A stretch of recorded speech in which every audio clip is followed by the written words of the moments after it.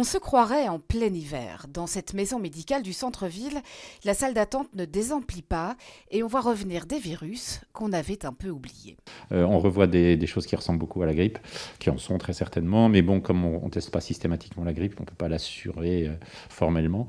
Et les virus classiques hivernaux qui arrivent depuis que les mesures sont levées, grosso modo. Et on n'a pas de signe de gravité particulier pour le moment, si ce n'est qu'il y en a beaucoup, beaucoup, beaucoup. Le retour des virus respiratoires est donc favorisé par le relâchement des gestes barrières et l'assouplissement des mesures. Le stade épidémique n'est pas encore déclaré, mais les cas sont nombreux et à ne pas prendre à la légère. Bon, la grippe n'est pas une bête grippe, comme on le dit d'habitude. On sait que chez les personnes âgées, entre autres, c'est un peu comme le Covid, ou les personnes immunodéficientes, il peut y avoir des cas graves. Et il y a des gens qui sont hospitalisés, entre autres des bronchites chroniques, des gens avec des problèmes cardiaques, dans lesquels la grippe est un élément supplémentaire qui les conduit à l'hôpital. Dans le même temps et pour les mêmes raisons, les cas de Covid remontent légèrement, mais la grippe est désormais dominante.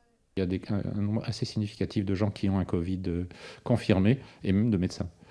Mais que vous ne devez pas pour l'instant hospitaliser ? Non, aucun depuis pas mal de temps. On sait que le variant BA2 du Covid est là lui aussi. Pour l'instant, il y a dans les prélèvements plutôt plus de prélèvements de grippe positifs que de prélèvements Covid positifs. La prudence reste donc de mise. En cas d'apparition de symptômes, le masque et l'isolement sont recommandés. Mais la période grippale, habituellement 8 à 12 semaines, devrait être plus courte que d'habitude grâce à son début tardif et à l'arrivée des beaux jours.